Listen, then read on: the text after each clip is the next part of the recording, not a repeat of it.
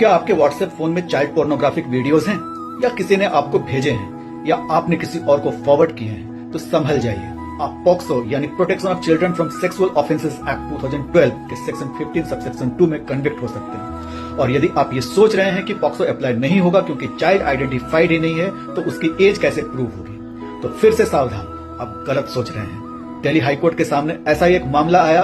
Accused के ऊपर आरोप था child sexual exploitation material CSEM को स्टोर करने, देखने और ट्रांसमिट करने का, और चार्जेस थे section 15 subsection 2 POCSO act, section 67B IT act, section 120B IPC। Trial court ने बोला विक्टिम अनआइडेंटिफाइड है, एज प्रूफ नहीं है, इसलिए सेक्शन 15 सबसेक्शन 2 पॉक्सो नहीं लगेगा। हाईकोर्ट ने इस अप्रोच को लीगली इनकरेक्ट कहा। हाईकोर्ट ने सेक्शन 2 सबसेक्शन 1 क्लॉज DA को एक्सप्लेन किया, जो चाइल्ड पोर्नोग्राफी को डिफाइन करता है। कोर्ट ने कहा कि इस सेक्शन में एक फ्रेज यूज हुआ है, appears to depict a child, उसका एक क्लियर लेजिस्लेटिव इंटेंट है, वो ये कि सेक्शन 15 के पर्पस के लिए जब एज डिटर्मिनेशन की बात होती है तो कोई रिजिड या स्ट्रिक्टली ऑब्जेक्टिव स्टैंडर्ड की जरूरत नहीं, और कोर्ट मटेरियल ऑन रिकॉर्ड पर अपने सब्जेक्टिव सेटिस्फैक्शन के बेसिस पर डिसीजन ले सकती है। अनआइडेंटिफाइड चाइल्ड का मतलब ये नहीं कि दोषी बचकर निकल जाएगा।